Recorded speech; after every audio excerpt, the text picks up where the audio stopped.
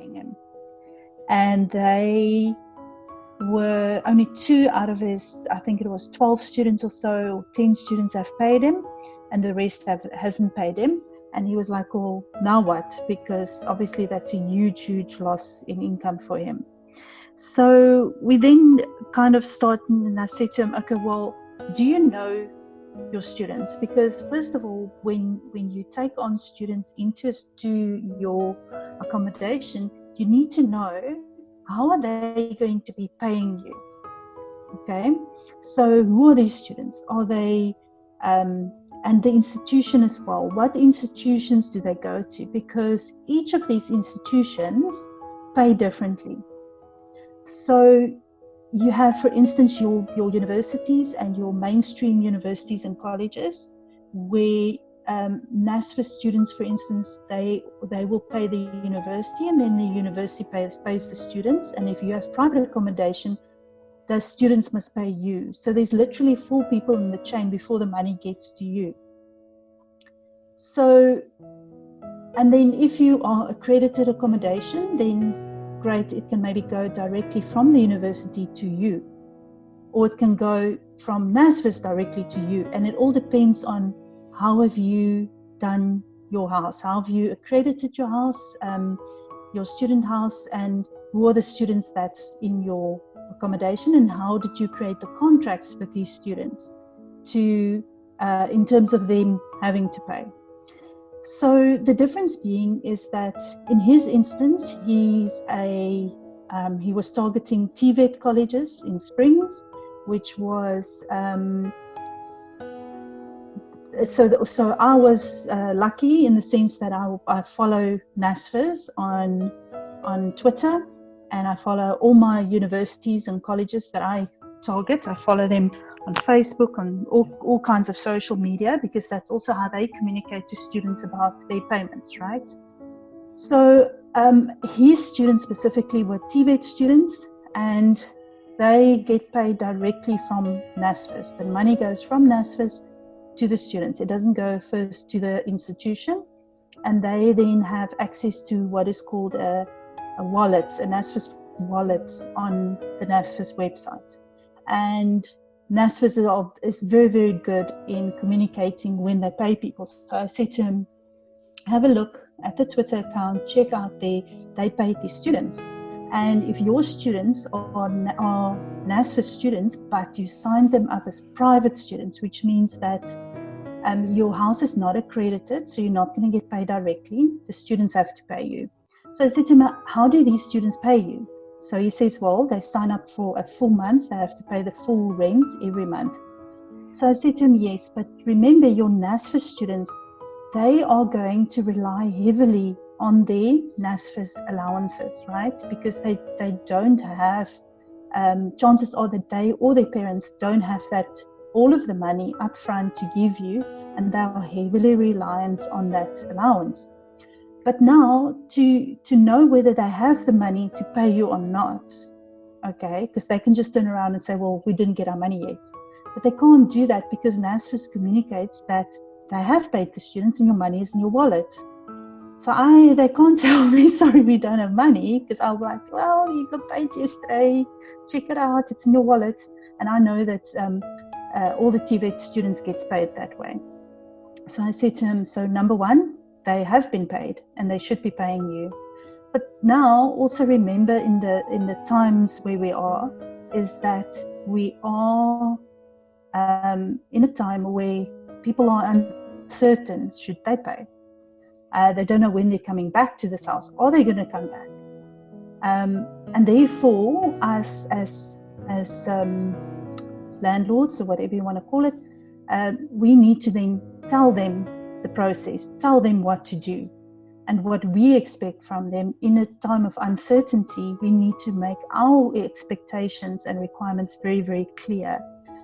And they probably thought that, oh, but he's going to get a payment break from his bank, so they don't need to pay.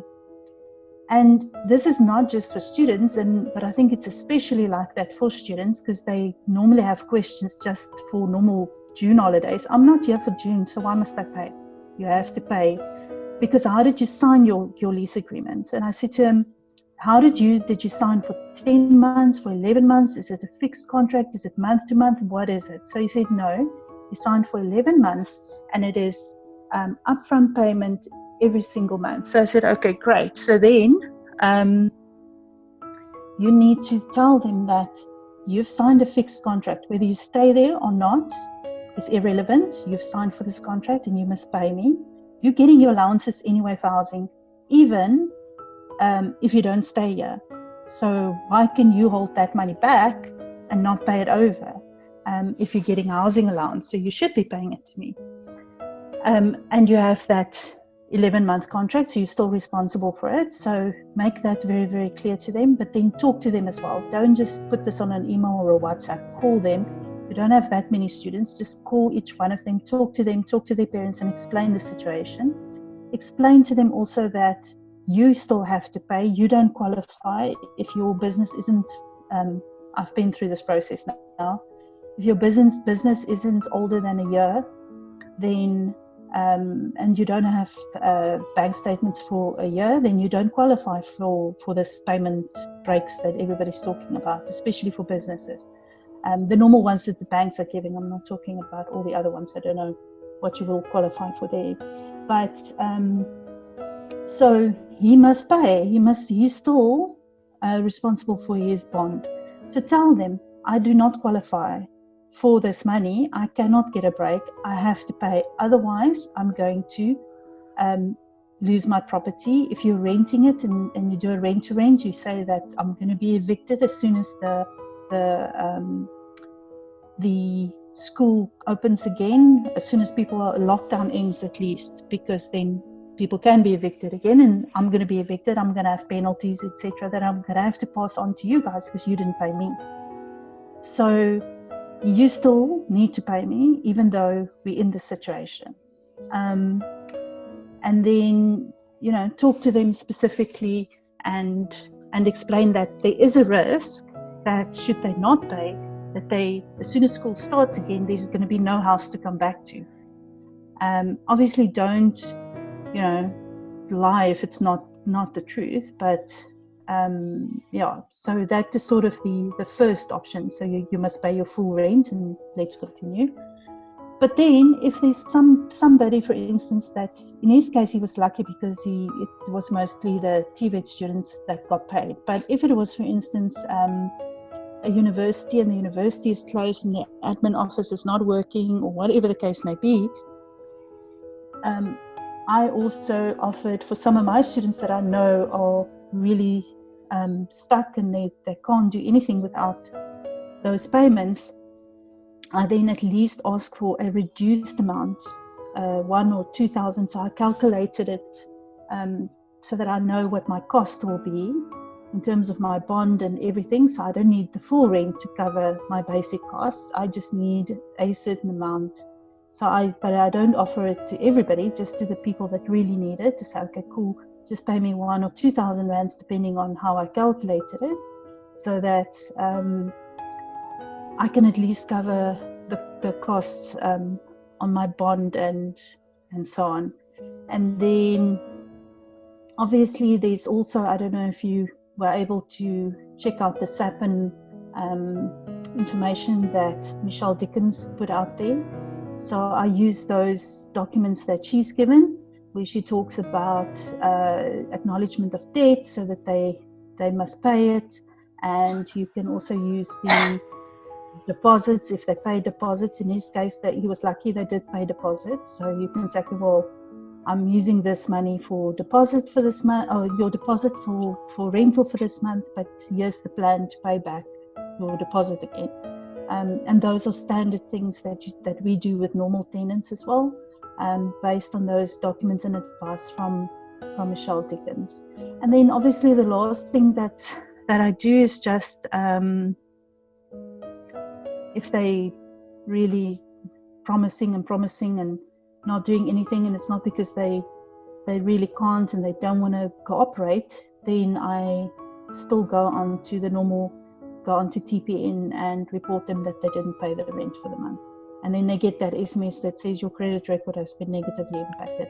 I'm actually at that point now with some of my guys, because they don't answer their phones, because they know it's us calling. They don't answer emails. I've sent statements, I've sent invoices. I get no response whatsoever. So that is the next step that I'm now going to do with some of my people. Not a lot of them.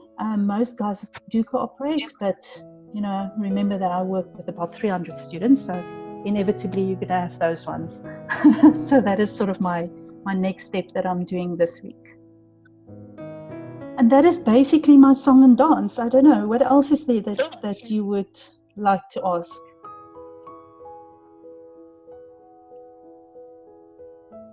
I would like to ask, what is the normal, or rather, in terms of NSFAS, what are the two alternatives that can happen, either for an accredited place or a not accredited one?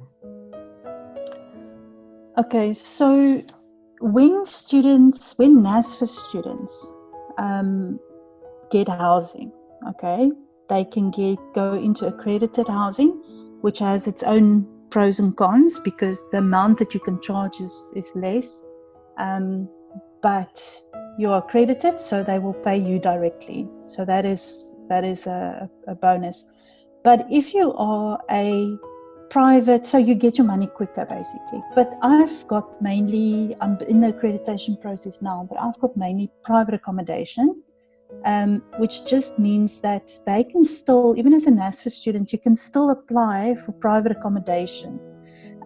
We went through a whole big process where we had to submit a whole lot of documents, like ID documents and proof of banking and water and electricity accounts and all kinds of things when these kids applied for a housing allowance through the university's bursary office to NSFAS, and then they had an outcome whether that was approved or not. Now, we just make sure that our prices still fall within the range of what NSFAS will allow for private accommodation, and then it gets approved separately and so on.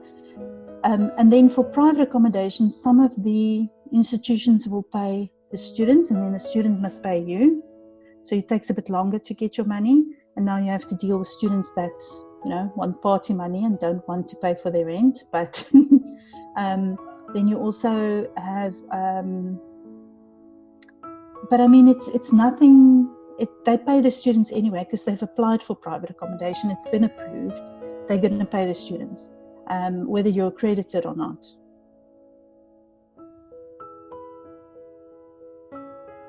The only difference being that the students needs to pay you and not the university or NSFAS won't pay you directly.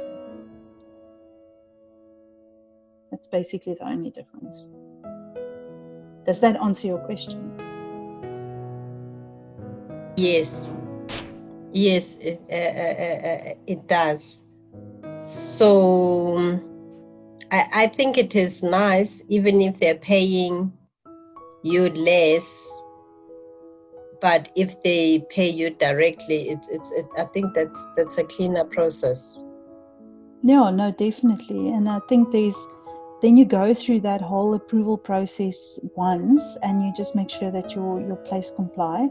But for instance, in Cape Town CBD, people prefer to be private accommodation because there's no way that you can pay your property, your bond on a property in CBD, or even if you rent a place and you're subletting to students, that you can pay your rent if you are NSFAS accredited and they force you into certain income brackets. Then you're going to struggle. You're not going to be able to make good money from that. So it depends on where you are. You can decide to just remain private and just charge a little bit more, so that in specific instances like that. But otherwise, yes, it is for general places, like my place in Belleville or in Parow or whatever, all of those places. The one that I'm really was pushing hard until this lockdown to get it accredited so that I can be paid directly is the one in Atlantis. because that one, the students are, there's so many of them, and then they change them all the time. The university changes them, they send them, and then they go back, and then they send new ones, and yeah, it changes all the time. And to keep track of 100 students and who stayed there when, for how long, and did they pay, didn't they pay, it's a nightmare. So in that instance, I don't care if I have to take half of what I'm getting. I'm happy to be accredited and just take the pain out of that process. So it really depends on your property and where it is in your specific situation. May I ask, why is the university changing the students all the time? It depends on it depends on who's shouting the hardest, you see. We actually had to evict the head of the SRC out of that property, and we had to get security in because she was causing so much issues, and these kids were making so much trouble with the neighbors. So we had to actually evict a whole lot of them, and we had to do disciplinary action with them, and we had to report them to the university. So a lot of them got changed, and then they sent me new ones, you see.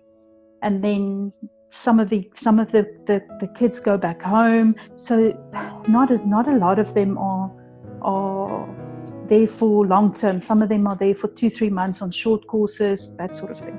So they change quite regularly. Okay. Yeah, okay. No. It just helps to understand all the different scenarios, Yeah. Your short course students I always forget about them, and it's like, oh crap, yes, we do have those. No, sure. No, exactly. Because we don't expect all the students to be there for a full academic year. There are those who will come for short courses. Exactly. I think, that information really helps. That info helps so that we can look at all the scenarios. Yeah. And the thing is with what's nice about the short course guys is that, yes, they're only there for 1 or 2 months or something like that, but they actually pay more in rent as well. So you kind of cover your risk if the place is open for a month or so. So in Cape Town CBD, I've got like 1 or 2 rooms that are there for short course students normally. Yeah. So you have to plan for that. Yeah, and you just leave, like, if you have enough rooms, obviously, and you have enough space, you can leave one or 2 for those and make a bit extra. Or otherwise, I mean, if you don't want to sit with that pain and you'd rather just have a full house the whole year and don't worry about switching people in and out, then it just depends on how you want to do it. Yeah, sure. As long as you can. Yeah. Retha, what's the turnover in terms of students? Do they tend to stay in one place for the whole year? Is there a lot of movement? And other than the university moving them in and out, I mean, like the private ones, how loyal are they in terms of sticking it out with one accommodation? Do you find a lot of turnover among students during the year? So I found that there were lots of people, not lots, but about 10% of the guys, roughly, if I estimate 10% of the guys that, it's like they come into a place and then they decide that either no, they want to move in with a friend somewhere else because they don't like our rules, because we obviously have house rules. We don't allow sleepovers, we don't allow a lot of things. So we had some of the girls that said, we don't like your rules, and they decided to move out and go somewhere else.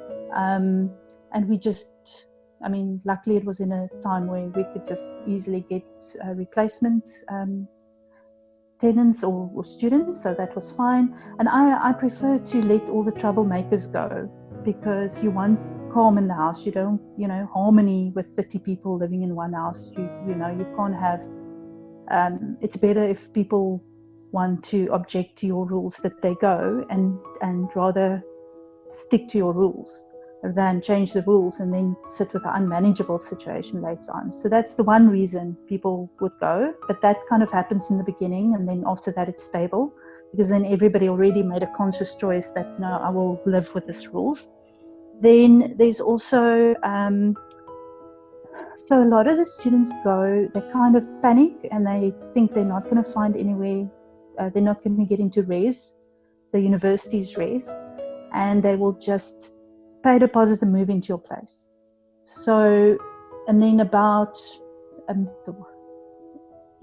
end of Feb, beginning of March, end of Feb to mid-March, I think a lot of the guys that were on a waiting list then get space, and then they will move out and rather go stay in the university's res, which is obviously on campus, which is great for them. So then those guys will also leave, and they are sort of the it's okay if they go, but then for those ones, what I found is that our lease agreements were actually quite good, in the sense that there's a early cancellation. If you cancel early for whatever reason, you need to give us 1 month's rent, which just basically means that I can keep their deposit, which helps because now, you know, we kind of over the peak of people trying to find accommodation, and then now you're missing out. So they are still responsible for that payment, for that early cancellation. And then what's the other reason? There were 3 reasons that people move out. Oh, the other reason, you must be very, very careful of people just taking chances, because right before the NSFAS private accommodation forms must be handed in for them to get an allowance, what people will do, they'll flood you like that 2-3 days before, because they just want their papers to be completed, and so that they can hand it in. And then 2 days after they've been approved for accommodation, they disappear. And I literally had people that just left. I'm like, where are you? They just left. And they literally just stayed there for a week or 2. And I could keep their deposit. But the benefit for them if they do that is that because the university is paying them and not me, then they keep on getting money. And I never see the money, obviously, because they're not living with me, but they still get the money and staying with a friend or staying with their parents or whatever, and still getting that money that they can now spend on other things. The important thing with that is that I just go back and I report them to the bursary office, and then they will actually stop it. But a lot of people won't do that. They'll just be, whatever, it's just more admin for me now. And then they can get away for that sort of thing. And then there were also people that for some reason the university changed their bus routes to a month. They were following a certain bus route, and then they just decided, no, there's a fight between CPT and UWC, and the CPT guy said, well, stuff you can't have your kids on our buses anymore. So no UWC students were allowed on these buses anymore, and all of a sudden all my kids were from UWC, and now I had to solve a problem as to, you know, what do we do with transport for them now? So I can either assist them, but it's going to cost them extra. And then some of them were like, no, we can't afford that. And then that was a whole big thing. And eventually 1 or 2 people left because of that, and other people came back in again. And yeah, so there's many reasons why these guys will come and go. But I think all of these teething problems and stuff kind of happens in the first 2 months of the year. So once you get to April, you're pretty stable with all your people that signed long-term, I would say. I haven't had any people moving out or whatever in March. It was more towards the end of Feb. Thank you so much, Retha. That was really insightful. Issues, then I'll just contact you. Well, I'm also trying to put all of this into an online training course. Thank you. Yeah, because I learned so much. So I'm hoping to within the next week or 2 to launch that. So you guys can have an eye out for that one as well. Oh, that's awesome. Okay. Awesome. Thank you, Retha, for your good heart. You know me, I always like to share. Heart on my Yeah. sleeve. Okay then, guys, if there's nothing All right. else, cheers everyone.